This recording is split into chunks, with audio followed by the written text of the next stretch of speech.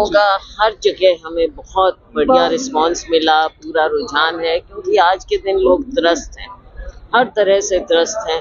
पूरे देश को आप देखोगे उस परिप्रेक्ष्य में देखो तो जो बेरोजगारी है, महंगाई है, और महंगाई से भी कोई भी वर्ग ऐसा नहीं है जो आज के दिन दुखी ना हो। लेकिन अगर हरियाणा के कोने कोने की हम बात करें, हर जगह सबसे बड़ा मुद्दा नज़र आता है जो हमारी बहनें हमको कहती हैं, नौजवान कहते हैं कि जी नौकरी तो दिलवाओ, कोई नौकरी नहीं मिलती।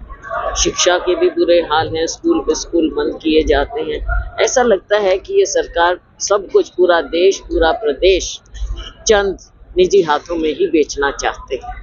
आम लोगों के लिए कोई जगह नहीं है, और लोग बोलने को भी क्या, जब चुनाव आता है तो कभी राम का नाम लो।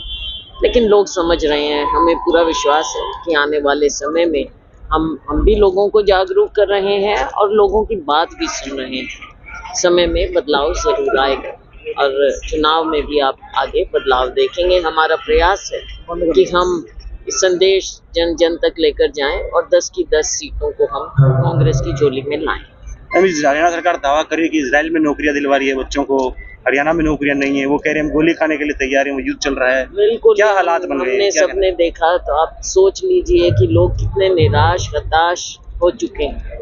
हमारा यूथ, जिनको यहाँ पर नौकरी मिलनी चाहिए, सरकारी नौकरियाँ निकालते नहीं, सरकारी नौकरियाँ सीमित कर दी, और प्राइवेट सेक्टर इन्होंने ख़त्म कर दिया है। जो छोटा और मध्यम वर्ग होता है, MSME जिसको हम कहते हैं, सबसे ज़्यादा रोज़गार वहाँ मिलता है, वो ये ख़त्म कर रहे हैं। अब केवल अडानी और अंबानी जी तो पूरे देश को रोज़गार नहीं दे सकते, उनका यहाँ पर क्या।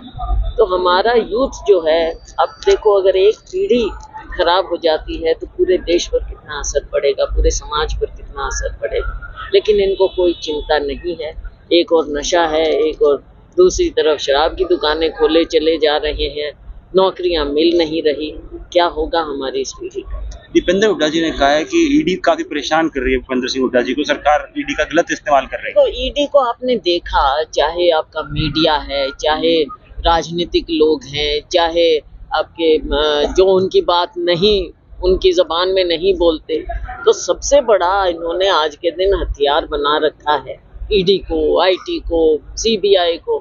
लेकिन सबसे ज़्यादा जहाँ देखो ईडी ईडी ईडी पूरे देश में। या देश को ईडी चलाए।